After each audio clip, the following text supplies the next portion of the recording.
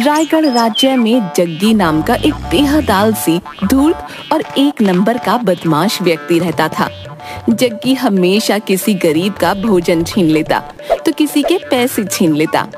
राजा विक्रम जग्गी की हरकतों से बहुत परेशान था, लेकिन जग्गी हमेशा राजा की दयालुता का फायदा उठाकर बच निकल जाता। एक दिन जग्गी एक पेड़ के नीचे आराम कर रहा था कि तभी उसने देखा गांव के मुखिया सुखिया चाचा बड़े सज धज कर राजमहल की ओर जा रहे थे। अरे इतना सच धज के कहाँ जा रहे हो मुखिया जी? क्या राजमहल में कोई दावत वगैरह है क्या? जग्गी की बात सुनकर गांव का मुखिया जग्गी के पास आकर बोला, बिल्कुल सही कहा तुमने जग्गी। क्या तुम्हें नहीं मालूम, राजा विक्रम ने आज पूरे गांव को अपने राजमहल में दावत दी है। किस खुशी में? जहाँ तक मेरी जानकारी है तो आज तो राजा का कोई जन्मदिन भी नहीं है। हाँ, लेकिन आज उनका पुत्र 10 साल का हो गया है। इसी वजह से उन्होंने सारे गांव के लोगों को दावत दी है। 10 साल का हो गया है? भला उसके 10 के होने से पूरे गांव की दावत का क्या संबंध? दरअसल पंडित जी ने राजा विक्रम से ऐसा करने के लिए बोला है। उन्होंने कहा है कि अगर वो ऐसा करेंगे तो उससे उनकी प्रजा और ज्यादा सुखी रहेगी। और तुम तो जानते ही हो कि राजा विक्रम कितने दयालु हैं और अपनी प्रजा के लिए वो कितनी चिंता करते हैं। अब फिर तो काफी अच्छे अच्छे पकवान भी बने होंगे। ये भी कोई कहने की बात है जग्गी? अरे राजा के घर पर दावत है भैया, तो जाहिर सी बात है एक से एक अच्छे पकवान बने होंगे। तो फिर तो अच्छी बात है मुखिया जी।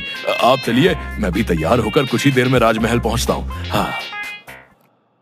जग्गी की बात सुनकर मुखिया जोर जोर से हंसता हुआ बोला, लगता है तुझे किसी ने अभी तक ये नहीं बताया जग्गी कि राजा विक्रम ने सबको दावत दी है सिवाय तेरे। क्या मतलब? मतलब ये कि राजा विक्रम के साफ साफ आदेश हैं कि आज के दिन जग्गी राजमहल के आसपास भी ना दिख जाए, नहीं तो उसकी खैर नहीं। ये तो राजा की बहुत ज्यादा गलत बात है। मुखिया जी, क्या मैं इस गांव का व्यक्ति नहीं हूँ? वैसे तो तुम्हारा राजा बड़ा दयालु बना फिरता है। दयालु राजा वही होता है जो अपनी प्रजा को एक समान समझता है। मत भूलो जग्गी कि उसकी दयालुता की वजह से तुम आज तक बचते आए हो, वरना अगर तुम किसी दूसरे राज्य में रह रहे होते तो वहाँ का राजा कब का तुम्हें फांसी पर चढ़ा चुका होता। और सुनो, मेरी बात को मजाक मत समझना भैया, राजमहल की ओर भटक कर भी मत जाना, बता रहा हूँ। मुखिया की बात सुनकर जग्गी के चेहरे पर क्रोध झलकने लगा।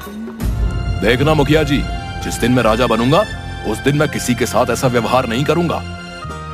राजा और तुम, लगता है तुम हम नींद में भी सपने देखने लगे हो जग्गी है।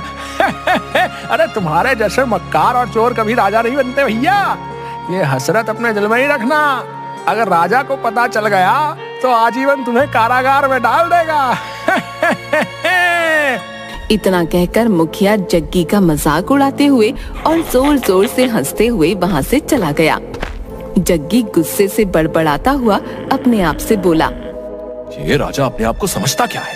पूरे गांव को दावत दी, मुझे दावत नहीं दी। ये तो मेरी बहुत ज्यादा बेइज्जती है। लेकिन कोई बात नहीं, मैंने भी अपने ऊपर पूरी बेशर्मी लाद रखी है। मैं राजमहल जाऊंगा, देखता हूँ राजा क्या कर लेता है।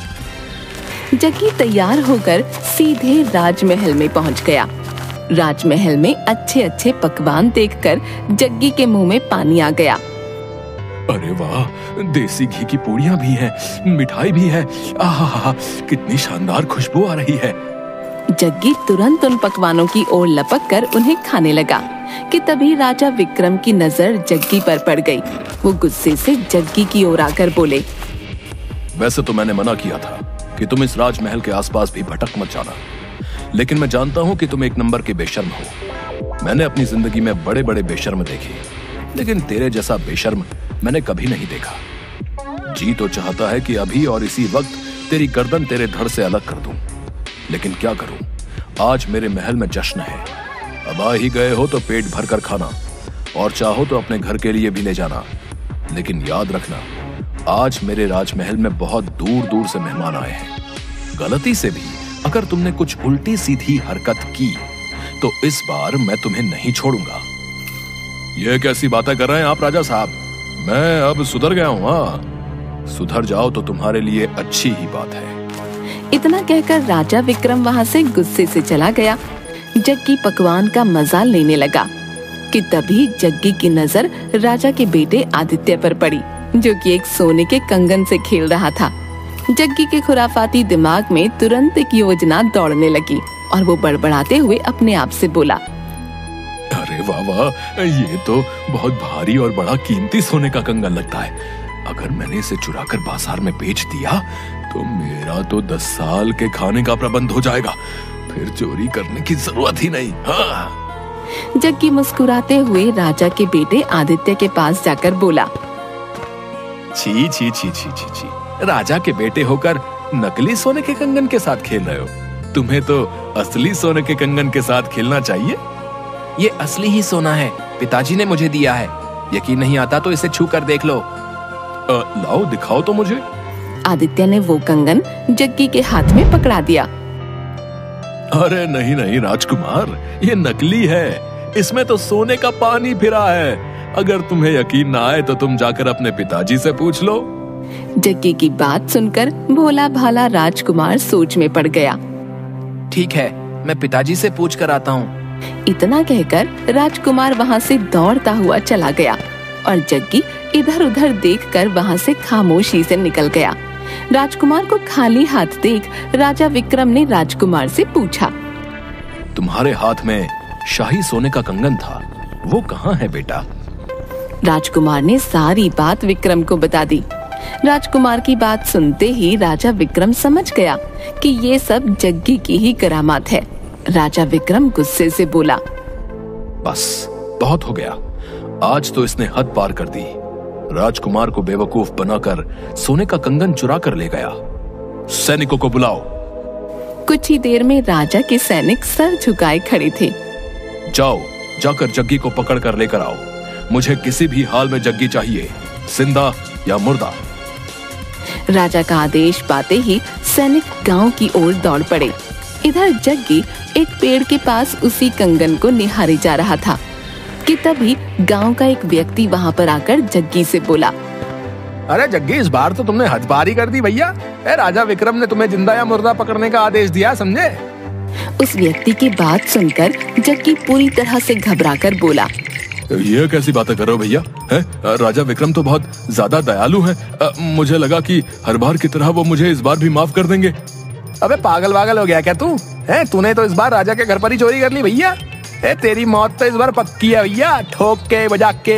अब जो है ना, अब तुझे भगवान के अलावा और कोई नहीं बचा सकता भैया।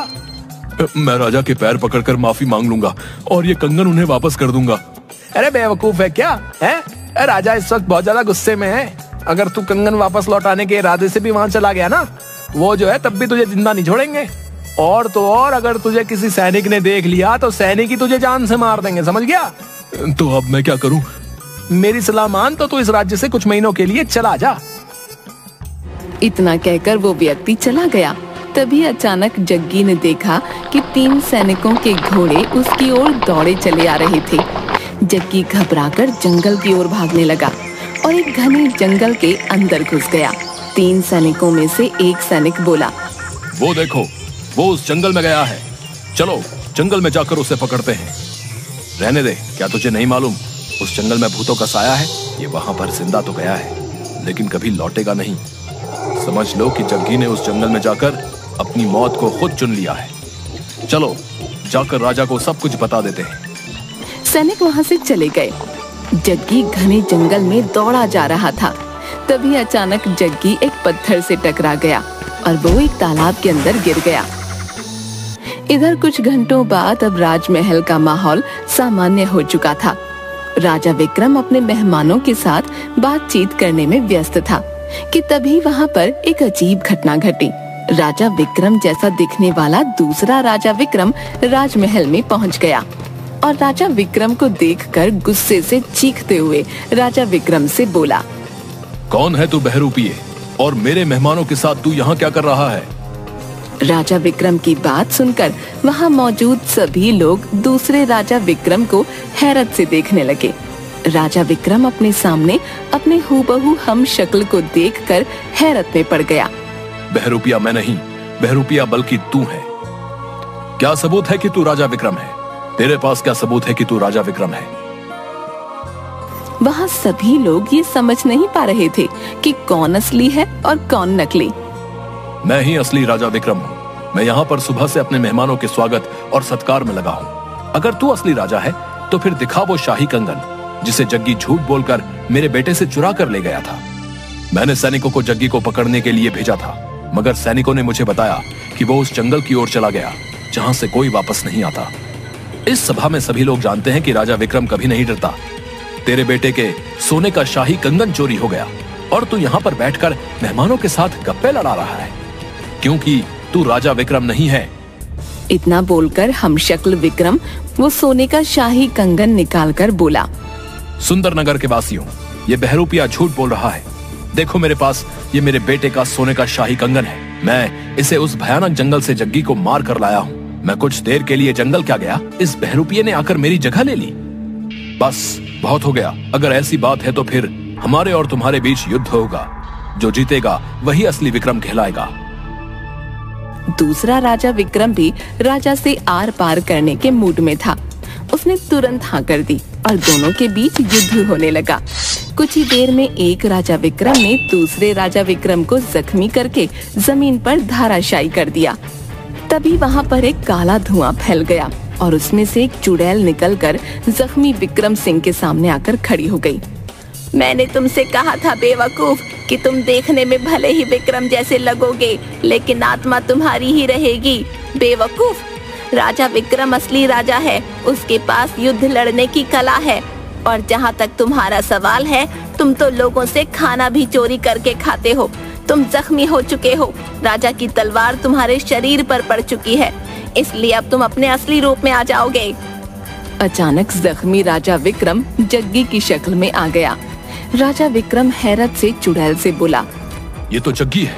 ये सब क्या है? बताती हूँ, बताऊंगी ही नहीं, दिखाऊंगी भी तुझे। इतना कहकर चुड़ैल ने एक फूंक मारी और सारे राज्य के सामने एक दृश्य चलने लगा। जब जग्गी जैसे ही तालाब में गिरा, अचानक तालाब में से काला धुआं निकलने लगा और देखते ही देखते उस तालाब में से एक चुड़ैल निकलकर जग्गी के सामने आ गई। जग्गी तुरंत डरते हुए तालाब से बाहर निकलकर घबरा कर बोला, कौन हो तुम? एक चुड़ैल। मैं बरसों से यहाँ तालाब के अंदर कैद थी, मगर अब मैं आजाद हूँ। बहुत सालों पहले मैं इसी जंगल में घूमती फिर रही थी। मेरी वजह से एक साधु की तपस्या भंग हो गई थी।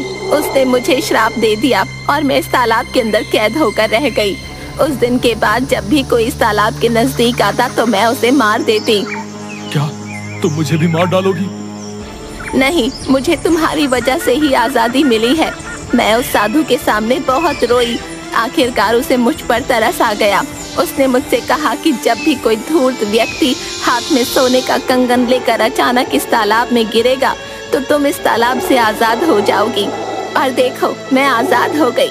बता क्या इच्छा है तेरी? मैं तेरी एक इच्छा पूरी करूंगी। यानी मैं जो कुछ भी मांगूंगा तुम उसे पूरा कर दोगी? हाँ, मैं उसे पूरा कर दूंगी, लेकिन सिर्फ एक ही इच्छा। उस सुंदर स्त्री की बात सुनकर जग्गी बड़बड़ाता हुआ अपने आप से बोला, यही सही मौका है राजा को सबक सिखाने का। उस राजा ने मुझे जिंदा या मुर्दा पकड़ने का आदेश दिया है। अब मैं उसे सबक सिखा कर रहूंगा। मैं चाहता हूँ कि मेरा चेहरा और मेरा शरीर सुंदर नगर के राजा जैसा हो जाए। इसी वक्त जैसा राजा विक्रम है, मैं हूबहू उसके जैसे हो जाऊं, उसके शाही कपड़ों से। जग्गी की बात सुनकर चुड़ैल हंसते हुए बोली, बेवकूफ मानव, इससे तुझे क्या हासिल होगा? जब मेरी शक्ल और शरीर राजा जैसा हो जाएगा तो तुम लोग मुझे राजा ही समझोगे और मैं बगैर लड़े सुंदर नगर का राजा बन सकता हूँ। ठीक है, जैसी तेरी इच्छा, लेकिन याद रखना, तेरा शरीर और तेरा चेहरा, तेरे कपड़े, तेरे आभूषण, सब कुछ सुंदर नगर के राजा विक्रम जैसा हो जाएगा, लेकिन तेरी आत्मा वही रहेगी। ध्यान रखना, अगर तू किसी असली राजा की तलवार के हाथों जख्मी हो गया तो तू अपने असली रूप में आ जाएगा। और देखते ही देखते जग्गी का शरीर राजा विक्रम में परिवर्तित हो गया। अब जग्गी हूबहू राजा विक्रम में बदल गया। जग्गी अकड़ता हुआ राजा के राजमहल चल पड़ा। दृश्य समाप्त हो गया। मैंने इसे चेतावनी दी थी, पर ये एक मूर्ख व्यक्ति निकला। इतना बोलकर चुड़ैल गायब हो गई। राजा विक्रम ने गुस्से से सैनिकों से कहा, ले जाओ उसे और हमेशा के लिए जेल में डाल दो। उसके बाद जग्गी को माफी नहीं मिली। उसने पूरा जीवन जेल में ही व्यतीत किया।